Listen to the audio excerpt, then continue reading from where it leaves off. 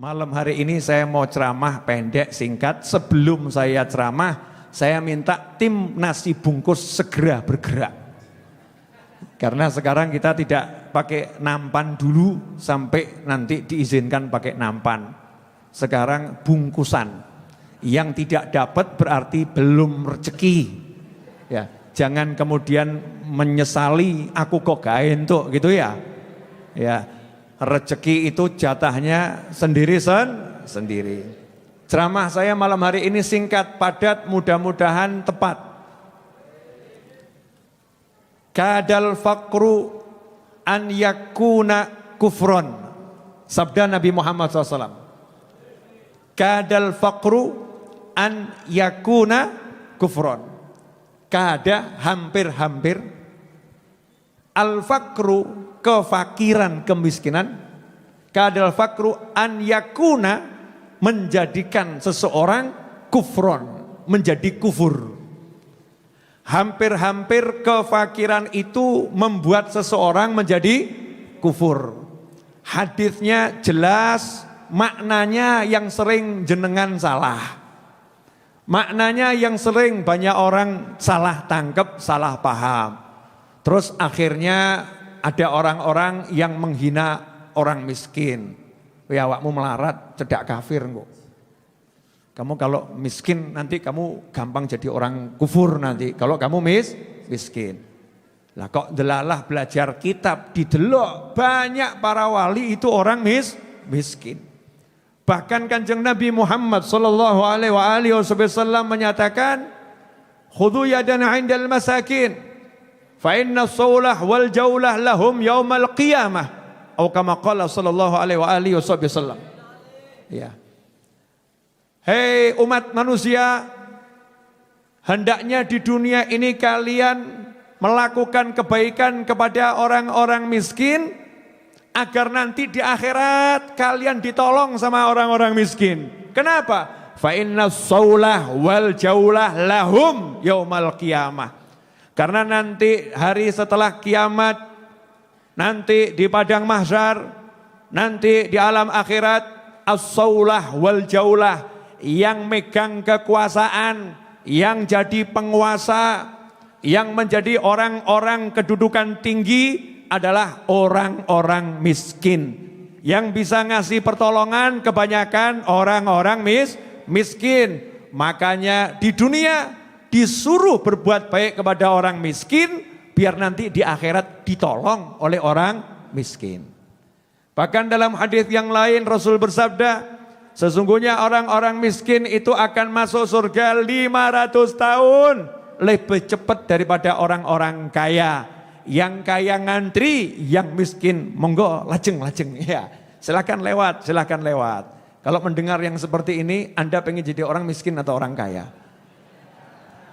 Ya, penguasa akhirat loh. Wong melarat ki penguasa akhirat.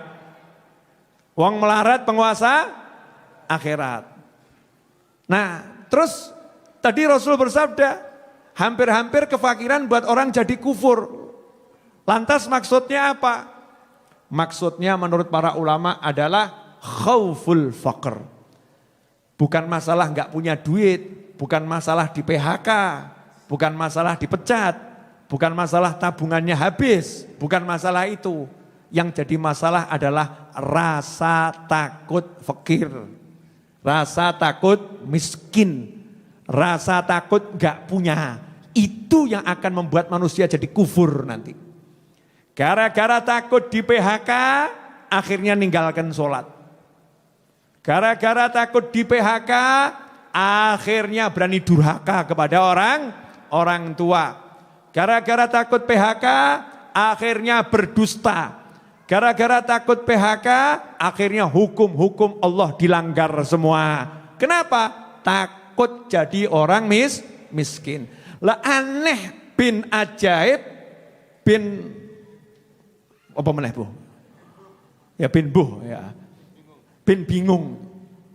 Lah kok sudah melarat, takut melarat. Luang saya itu termasuk orang pengalaman melarat, alhamdulillah. Saya ini pengalaman gak punya. Sebab kalau punya pakai rumus tekno. Dapat tekno, habiskan. Tapi belum habis wis ono. Ya. Tekno hurung entek wis ono. Nyoh. Mau habis datang lagi. Mau habis datang lagi. Pengalaman melarat, jenengan belum pengalaman tuh? Alah, baru melarat sekali aja udah pusingnya luar biasa.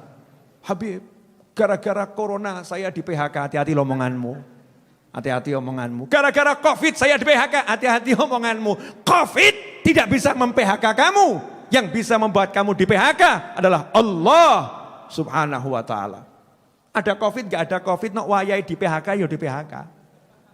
Bib, gara-gara COVID saya diceraikan istri saya.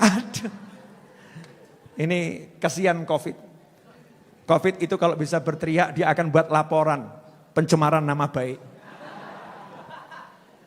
Sebagai COVID-19, nama baik saya dicemarkan. Saya dituduh menjadi penyebab begini, penyebab begitu. Nah, ini bahaya ini kalau sampai orang rusak akidahnya, ya rusak akidahnya, rusak keyakinannya pada Allah Subhanahu wa ta'ala, gara-gara takut tidak punya, gara-gara takut kehilangan, gara-gara takut jatuh miskin, gara-gara takut fakir. Jadi jamaah Majelis Ar-Raudhah tidak boleh takut miskin, harus berani sugih. Oh sugih gak wani. Orang gak berani sugih itu sedekah di Arab jajan mikir, ya beli baju kakek ngitung, cukup gak ya, cukup gak, kakek mikir. Ya takut ya, kebanyakan takut. Jangan jadi orang yang takut jadi orang kaya. Kalau ditanya siap jadi orang kaya, jawab aku sugih. Kenapa kamu sudah kaya? Orang wedi melarat. Orang yang tidak takut jatuh miskin berarti sudah kaya. Orang kaya yang takut jatuh miskin berarti miskin. Karena orang kaya itu orang yang sudah punya. Orang miskin itu orang yang belum punya.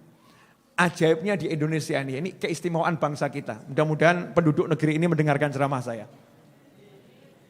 Di Indonesia ini ya, kena problem model apapun masyarakatnya ngakak. Lawang kena COVID aja orang-orang ngomongnya apa? Covid. Gitu. Kalau sengeluh. Ya. Wah, Masya Allah. Rahasianya di mana? Ternyata ilmunya orang Jawa. Orang mangan, yang penting kumpul. Gak iso kumpul di dunia nyata, kumpul di dunia maya. Betul kan ya? Masya Allah. Pakai aplikasi macam-macam, yang penting kumpul. Wah lagi ngopo? Sampai saking lupanya kumpul, rok belum dibetulkan, sudah tampil saudara-saudara. Iya, videonya on, ya lali gitu ya. Lali, ya jilbabnya di atas dipakai. Masya Allah. Atas jilbaban, bawah enggak dijilbabi. Habib kok tahu Bib? Lah saya kan sering ceramah online gitu ya. Sering ceramah online tiba-tiba muncul pemandangan mengerikan saudara-saudara. Lali kameranya jatuh gitu ya. Cetuk kan ke bawah kan naudzubillah min dalik. Makanya hati. Akhwani rahimakumullah. Apa rahasianya Indonesia ini kok insya Allah seterusnya tahan banting. Ya insya Allah seterusnya tahan banting. Rahasianya di sini. Di Indonesia ini kalau ada orang mumet dua kumpul, gak pernah ngomongkan mumet. Betul? Si mumet ketemu si mumet. Yang satu mumet di PHK, yang satu mumet di PHK juga sama. Satu PHK kantor, satu PHK kasih alias istri. Ya. Yang satu dipecat bosnya, yang satu dipecat istrinya. Dua-dua ketemu jaga jarak. Covid kok ya. Jaga jarak. Itu enggak ada yang ngomong, aku baru dingenek ke bojoku, aku baru di PHK, enggak ada. Jawabannya apa? Dirokok enggak? Pisang, kacang, apa yang kacang. Jadi enggak ngobrolkan masalah, langsung ngobrolkan kacang. Ya. Ngobrolkan, kalau yang ahli ngerokok, ngobrolkan rokok. Setelah itu ngomongnya enggak bahas sama sekali masalahnya. Terus ngakak bareng. Ya terus ngakak bareng. Ujung-ujungnya ditanya sama temannya, piye bojomu? Alas, waya ganti. Stresnya hilang. Yang satu nanya, lah piye? Kantormu piye? Bosnya nganyelno. Golek bos liyane, Masya Allah, selesai masalah. Kenapa? 2 orang mumet ketemu, gak ngobrolkan mumet. Adanya cuma di Indonesia. Di luar negeri orang mumet ketemu yang lain. Apa? Curhat, mumet aku. Yang itu jawab, aku ya bodoh mumet. Mumet ketemu mumet, mumet kuadrat. Jadi pulang semakin mumet. Makanya pesan saya buat teman-teman saya dimanapun Anda berada. Resep kalau kamu tidak mau mumet, ingat-ingat pesan Pak Novel ini. Apa itu? Ojo curhat. Selesai. Makanya saya kan anti curhat. Curhat sama saya macam-macam, bye-bye. Saya pakai ilmunya Cakro, tahu pos ronda. Ini sekarang kan banyak orang yang ronda, lagi aktif ronda, betul kan ya? Pos ronda, itu orang yang duduk di pos ronda, gak ada yang ngomongkan mumet. Ngobrol kacang metu, blanggreng metu, telo metu, betul kan ya? Padahal mumet kabeh. 5 orang mumet kumpul, yang dibahas ngomong, wah kacangnya penak, wah telone penak. Yang dibahas yang enak-enak, hasilnya apa? Fresh, seger, tiba-tiba lu subuh, rampung, rondanya rampung. Coba kalau masing-masing termenung, kowe nglamung apa? PHK. Kacang-kacang, gak kolu. Kira-kira suasana pos ronda bagaimana? Remuk, ambiar ya. Ya semoga almarhum Didi Kempot bahagia di alam sana. Ya, alhamdulillah. Dan juga sahabat-sahabat kita muslimin muslimat yang meninggal dunia, ya semoga berbahagia di alam sana. Diampuni dosanya, diterima semua amal solehnya. Jadi ikhwani rahimakumullah, resepnya itu kalau kumpul enggak bahas masalah. Jangan kumpul bahas masalah. Kumpul bahas yang enak-enak saja. Jadi kalau jenengan kumpul, saya maksud kumpul zaman sekarang kan kumpulnya dunia maya ya. Wah pakai handphone gitu ya. Piye kabare? Alhamdulillah. Jatah sugih, kok iso? Pokoke sugih. Kenapa kamu sugih? Saya tidak diatur-atur lagi sama bos. Boleh bangun jam berapapun. Koncone paham, oh dipecat. Tapi kalimatnya indah, betul enggak? Iya. Yang satu ditanya, kamu sekarang gimana kabarnya suami? Alhamdulillah. Alhamdulillah bagaimana? Saatnya saya cari suami yang lain. Ya. Kok bisa begitu? Aku baru dipecat bojoku. Alhamdulillah saatnya cari suami yang lain. Bukan stres gitu loh ya. Sudah ada musibah namanya COVID, masih ngurus A sampai Z, mikir ruwet-ruwet, naudzubillah min dzalik. Jadi saya ngajak semuanya, yuk bangun negeri ini dengan cara ngomong sing apik. Gampang tuh angel? Yakin? Yakin enggak itu?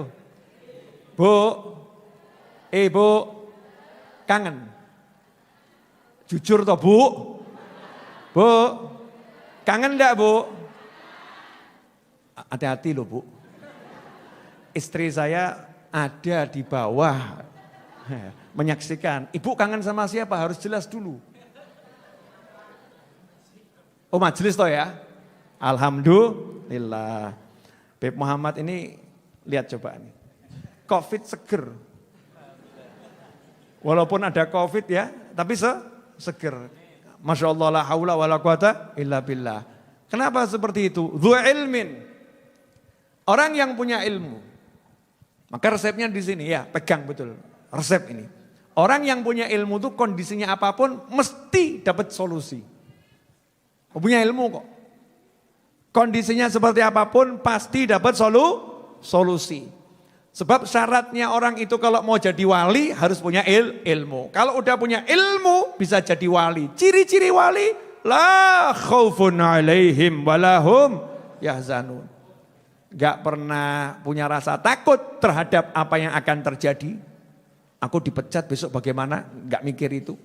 Walahum yahzanun. Gak sedih terhadap apa yang sudah lewat. Yang udah lewat gak dipikir. Lah kalau jenengan hidupnya takut menghadapi yang akan terjadi. Kalau kita hidupnya takut menghadapi apa yang akan terjadi. Sedih terhadap apa yang sudah lewat. Maka itu bukan ciri-ciri wali. Ya kalau toh ada bagian dari kewalian, mungkin kewalian tingkat RT paling kecil.